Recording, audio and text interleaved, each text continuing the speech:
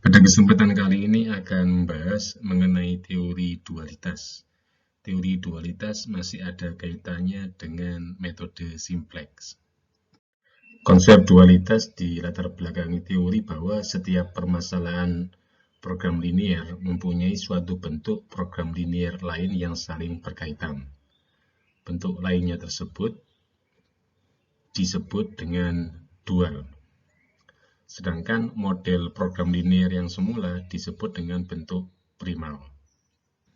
Sehingga masalah program linier dual adalah sebuah masalah program linier yang diturunkan secara matematis dari satu model primal.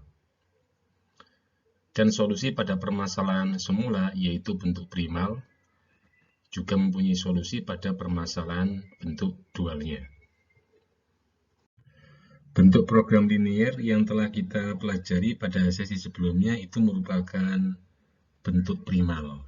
Bentuk primal di sini bisa kita ketahui dari fungsi tujuannya yang menggunakan simbol Z, di mana simbol Z ini merupakan perkalian antara koefisien biaya untuk variabel J dikalikan dengan nilai dari variabel ke J. Di bentuk primal mempunyai fungsi batasan sebanyak M. Ketika bentuk primal dirubah menjadi bentuk dual, maka ada beberapa aturan yang harus dipatuhi. Kalau bentuk primalnya di sini pada awalnya memaksimumkan Z, maka di bentuk dualnya itu menjadi meminimumkan W. W adalah fungsi tujuan di bentuk dual. W itu diperoleh dari perkalian antara ruas kanan di fungsi batasan bentuk primal yang nilainya sebesar BI, itu akan menjadi koefisien dari fungsi tujuan di bentuk dualnya.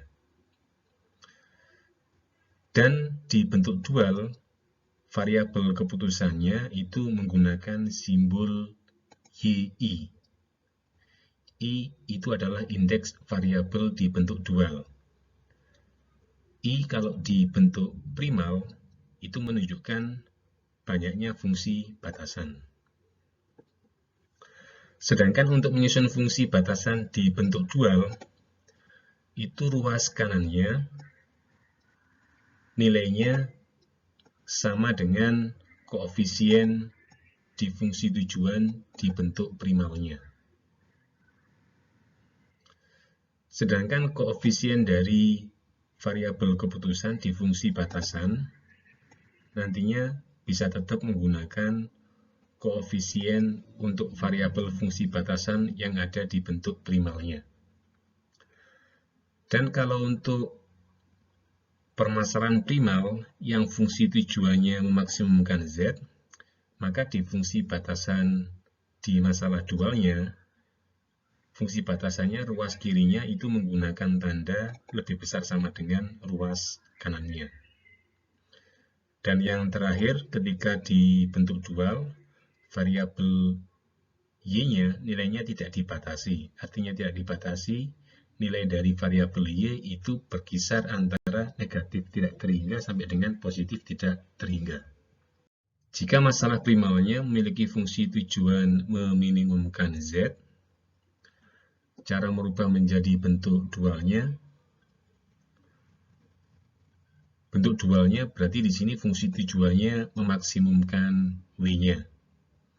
Sedangkan untuk mencari fungsi tujuannya, baik permasalahan minimum Z atau maksimum Z, fungsi tujuan di bentuk dualnya di sini sama, merupakan perkalian antara BI, di mana BI ini adalah ruas kanan dari fungsi batasan di bentuk primal, dikalikan dengan variabel YI, di mana I menunjukkan indeks variabel ke berapa, dan banyaknya variabel yang ada pada masalah dual itu sama dengan banyaknya fungsi batasan.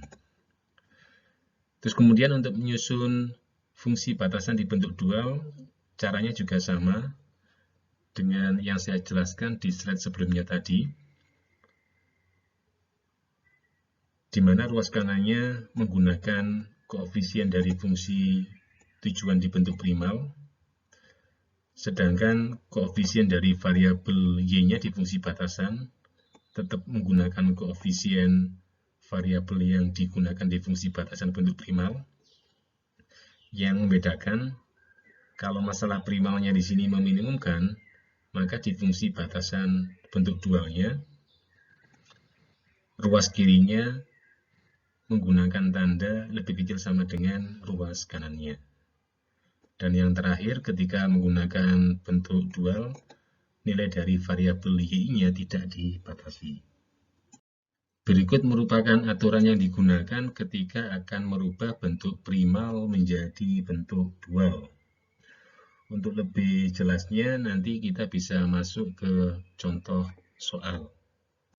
Ini aturan tambahan untuk merubah bentuk primal menjadi bentuk dual.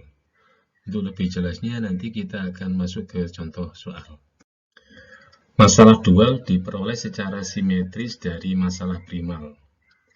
Kalau masalah program linear bentuk primal, kita susun ke dalam tabel, misalkan kita susun ke dalam tabel simplex, yang kita masukkan itu adalah koefisien dari fungsi tujuan dan juga koefisien dari fungsi batasan. Seperti di tabel simplex, kolomnya itu menunjukkan variabel yang digunakan.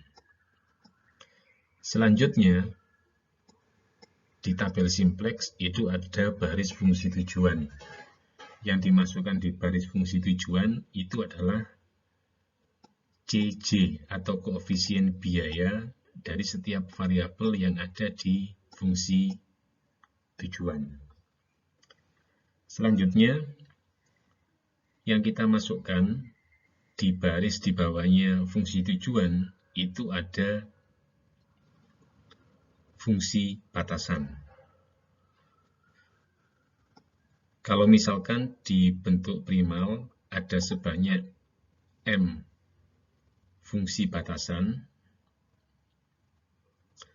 maka pada tiap baris, mulai dari baris 1 sampai dengan baris yang ke M, kita masukkan koefisien dari variabel yang ada di fungsi batasan. A11 sampai dengan AMN itu adalah koefisien dari variabel yang ada di fungsi batasan. Sedangkan ruas kanan dari fungsi batasan itu bisa bernilai B1 sampai dengan BM, dan itu kita masukkan kalau di tabel simplex itu ada di RHS. Kalau kita ingin merubah dari tabel simplex yang bentuk primal menjadi bentuk dual, maka di bentuk dualnya itu fungsi tujuannya merupakan perkalian antara ruas kanan dikalikan dengan variabel Y. Variabel Y-nya di sini ada Y1, Y2 sampai dengan YM. Variabel Y-nya sebanyak fungsi batasan yang ada. Selanjutnya, kalau di bentuk dual itu membutuhkan fungsi batasan. Jadi fungsi batasannya nanti ada fungsi batasan ke-1, di mana fungsi batasan ke-1 itu ruas kanannya itu merupakan koefisien dari X1 di fungsi tujuannya. Kemudian ada fungsi batasan yang kedua, di mana ruas kanannya merupakan koefisien di fungsi tujuan untuk variabel X2, dan seterusnya sampai di sini ada batasan ke N. Jadi banyaknya batasan pada masalah dual itu nanti jumlahnya sama dengan banyaknya variabel yang digunakan di masalah primal. Hubungan antara masalah primal dengan dual, kalau di bentuk primal fungsi tujuannya memaksimumkan, maka di bentuk dualnya fungsi tujuannya menjadi meminimumkan. kemudian di fungsi batasannya, di bentuk dualnya, ruas kirinya lebih besar sama dengan ruas kanan. Sedangkan kalau di bentuk primalnya, itu fungsi tujuannya meminimumkan, maka bentuk dualnya di sini memiliki fungsi tujuan memaksimumkan, di mana pada fungsi batasannya, ruas kirinya itu lebih kecil sama dengan ruas kanannya. Jadi ini aturan yang harus dipenuhi ketika akan merubah dari bentuk primal menjadi bentuk dual. Sebagai contoh, ini adalah permasalahan pada linear programming seperti yang sudah kita pelajari pada sesi sebelumnya. Kalau bentuknya seperti ini, memaksimumkan Z, kemudian menggunakan variabel X1 dan seterusnya, ini adalah bentuk primal. Bentuk primal ini kemudian kita rubah menjadi bentuk primal standar, di mana pada bentuk primal standar, fungsi batasannya antara ruas kiri dan ruas kanan itu menggunakan tanda sama dengan. Ketika menggunakan tanda sama dengan, maka pada fungsi batasan yang menggunakan tanda ketidaksamaan, itu ditambah dengan variabel select. Selanjutnya, pada slide berikutnya, bentuk primal standar ini akan dirubah menjadi bentuk dual. Setelah kita susun bentuk primal, selanjutnya kita bisa merubahnya menjadi bentuk dual, tentunya mengikuti aturan yang telah ditetapkan. Kalau bentuk primalnya memaksimumkan Z, maka bentuk dualnya menjadi meminimumkan W dengan menggunakan variabel Y. Variabel Y-nya sebanyak berapa? Variabel Y yang digunakan sebanyak fungsi batasan yang ada di bentuk primalnya. Di bentuk primal di sini ada dua fungsi batasan satu sama batasan yang kedua. Sehingga di bentuk dualnya, variabel yang digunakan ada Y1 dan Y2. Y1 mewakili fungsi batasan 1 dan Y2 mewakili fungsi batasan yang kedua. Sedangkan koefisien Y1 itu diambil dari ruas kanan pada fungsi batasan di bentuk primalnya. Sedangkan koefisien Y2 itu diambil dari ruas kanan pada batasan yang kedua di bentuk primalnya. Selanjutnya, kita bisa menulis fungsi batasan yang ada dalam bentuk dualnya. Fungsi batasan yang ada dalam bentuk dual, ruas kanannya itu merupakan koefisien dari fungsi tujuan yang ada di bentuk primalnya. Fungsi batasan yang pertama di bentuk dual, ini ada Y1 plus 2Y2 lebih besar sama dengan 5. Kalau bentuk primalnya itu menggunakan fungsi tujuan memaksimumkan Z, maka di fungsi batasan bentuk dualnya, itu ruas kirinya menggunakan tanda lebih besar sama dengan ruas kanannya.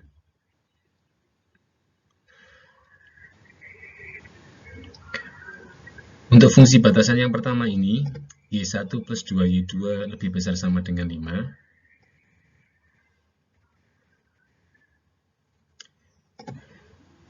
Fungsi batasan ini merupakan fungsi batasan yang diperoleh dari bentuk primal, di mana di bentuk primalnya, ruas kanannya itu adalah koefisien dari X1 di fungsi tujuan, yaitu nilainya 5. Sedangkan koefisien 1 untuk Y1 di bentuk dual, itu diperoleh dari koefisien X1 pada batasan yang pertama di bentuk primal.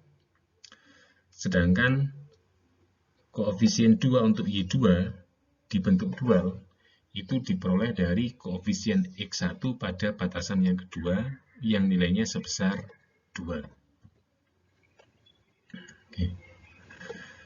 Selanjutnya dengan cara yang sama, kita juga bisa menulis untuk fungsi batasan yang kedua, ketiga, dan yang keempat. Contohnya ini untuk fungsi batasan yang kedua dibentuk primal, 2y1 min y2 lebih besar sama dengan 12, itu diperoleh dari koefisien x2 untuk fungsi tujuan maupun koefisien x2 dari batasan pertama dan batasan yang kedua. Aturannya adalah koefisien pada fungsi tujuan 12 itu menjadi ruas kanan di fungsi batasan di bentuk dualnya,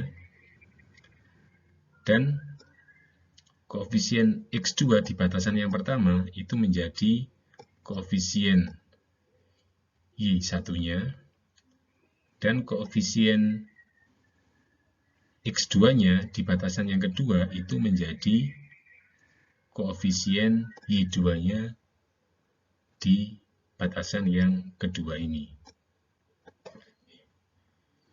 Dengan cara yang sama, bisa juga ditulis untuk fungsi batasan yang ketiga dan fungsi batasan yang keempat. Dan untuk fungsi batasan yang keempat, y1 plus 0y2 lebih besar sama dengan 0, itu diperoleh dari yang saya lingkari ini, terkait dengan variabel S1. Selanjutnya ada tambahan, yaitu y1 dan y2 tidak dibatasi. Jadi ini contoh cara merubah bentuk primal menjadi bentuk dual. Baik bentuk primal maupun bentuk dual, keduanya jika mempunyai solusi yang optimum, maka nilai dari solusi optimumnya itu akan memiliki nilai yang sama. Sebagai contoh, yang sebelah kiri ini adalah bentuk primal, meminimumkan Z, kemudian bentuk primal ini dirubah menjadi bentuk dual dengan memaksimumkan W. Ketika merubah menjadi bentuk dual, tentunya mengikuti aturan yang telah ditetapkan. Baik bentuk primal maupun bentuk dual tadi, itu akan memiliki nilai tujuan yang optimal, itu nilainya sama sebesar 15. Ketika permasalahan primal tadi diselesaikan, maka solusi optimalnya diperoleh dari x13 dan x2 0. Dan itu akan menghasilkan fungsi tujuan Z bernilai 15. Ketika dirubah menjadi bentuk dual, diperoleh solusi optimal, itu Y1-nya sebesar 5 dan Y2-nya sebesar 0, dan memiliki nilai tujuan W sebesar 15. Berikut merupakan contoh soal dalam bentuk primal yang nanti akan diselesaikan dengan menggunakan metode simplex. Bentuk primal ini nantinya akan dibuktikan bahwa solusi optimumnya itu akan sama dengan solusi optimum ketika diperoleh dari bentuk dualnya. Bentuk primal ini perlu dirubah terlebih dahulu menjadi bentuk primal standar. Ketika merubah ke dalam bentuk primal standar, kita ketahui bahwa di batasan yang kedua tidak memiliki variabel yang berperan sebagai variabel slack, sehingga ditambahkan dengan variabel buatan R1.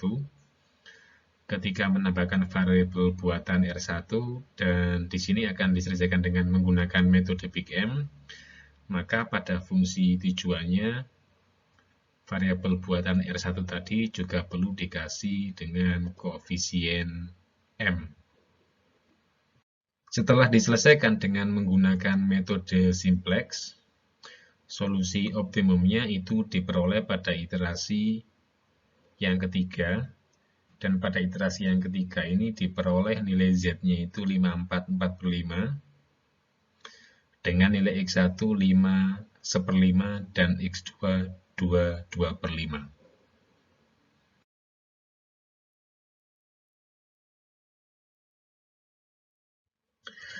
Bentuk simplex primal tadi kita bisa merubahnya ke dalam masalah dual.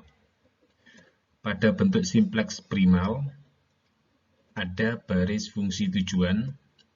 Pada baris fungsi tujuan yang dimasukkan adalah koefisien yang ada pada baris fungsi tujuannya, baik koefisien X1, X2, X3, S1 maupun R1.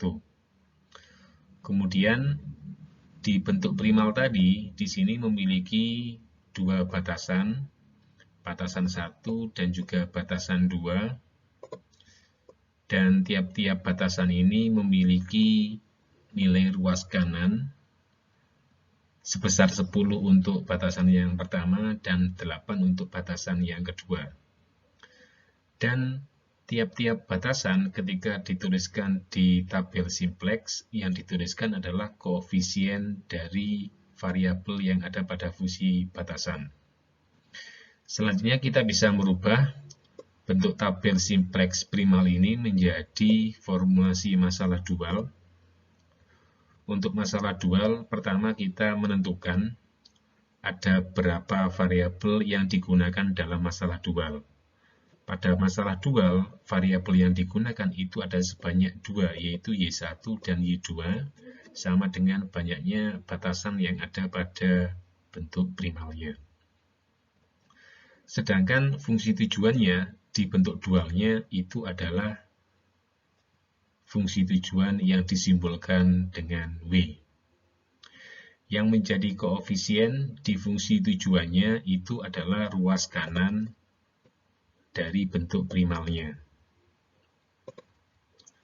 Selanjutnya, yang menjadi koefisien pada variabel di fungsi batasan di bentuk dual itu adalah koefisien untuk tiap-tiap fungsi batasan yang ada pada variabel X1 sampai dengan variabel R1. Untuk fungsi batasan yang pertama, koefisien dari variabel Y1 dan Y2-nya itu diperoleh dari koefisien X1 pada batasan 1 dan juga batasan yang kedua. Sedangkan ruas kanan dari fungsi batasan itu diperoleh dari koefisien pada fungsi tujuan di bentuk primalnya. Jadi koefisien di fungsi tujuan di bentuk primalnya itu akan menjadi ruas kanan pada fungsi batasan atau kendala di bentuk dualnya. Dari tabel simplex bentuk dual tadi, kita bisa menulis ulang masalah dualnya sebagai berikut. Karena masalah primalnya tadi adalah memaksimumkan Z, maka masalah dualnya di fungsi tujuannya adalah meminimumkan W.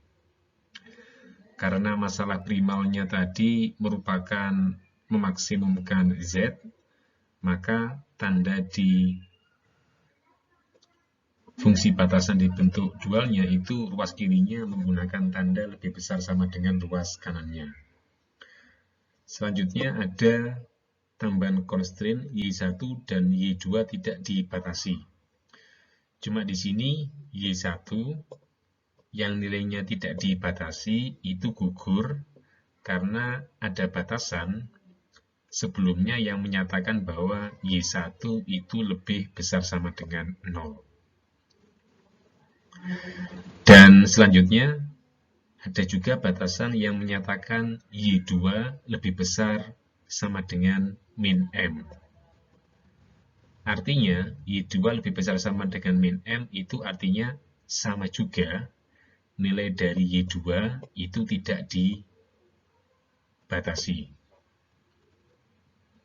Sehingga nantinya ketika kita menyelesaikan dengan simplex untuk masalah dual ini, maka kita perlu memodifikasi variabel Y2-nya. Karena variabel Y2-nya nilainya tidak dibatasi. Pada masalah dual tadi, kita ketahui bahwa nilai Y2 itu tidak dibatasi. Sehingga ketika akan mengerjakan dengan simplex, maka kita perlu substitusi Y2 dengan Y2 absen dikurangi dengan Y2 double absen. Di mana Y2 absen dan Y2 double absen itu nilainya lebih besar sama dengan 0. Oke. Dan selanjutnya, karena tiap fungsi batasan tadi, kita temui bahwa ruas kirinya itu lebih besar sama dengan ruas kanan, maka ada 3 fungsi batasan yang memerlukan variabel buatan yang berperan sebagai variabel slack. Sehingga di sini ada 3 variabel buatan yang perlu ditambahkan. Dan karena kita akan menyelesaikan dengan menggunakan metode Big M, maka penambahan variabel buatan tadi di fungsi tujuannya itu akan diberi konstanta M. Jadi ini adalah tabel ketika menyelesaikan masalah dual dengan menggunakan simplex. Memang ketika masalah dual tadi diselesaikan dengan simplex, apalagi dengan menggunakan metode Big M, iterasinya jauh lebih panjang, tetapi tetap menghasilkan solusi optimal yang sama. Solusi optimalnya sama-sama diperoleh nilai fungsi tujuan sebesar 5/4 Di fungsi di bentuk primal tadi juga diperoleh fungsi tujuannya memaksimumkan Z-nya itu juga sebesar 54/5. Dan kesimpulannya, dari tabel simplex, baik bentuk primal maupun bentuk dual, keduanya menghasilkan solusi optimal yang sama. Ketika menggunakan bentuk primal, diperoleh nilai Z yang paling maksimum sebesar 5/4 dan ketika menggunakan bentuk dual, diperoleh nilai W yang paling minimum sebesar 5/4.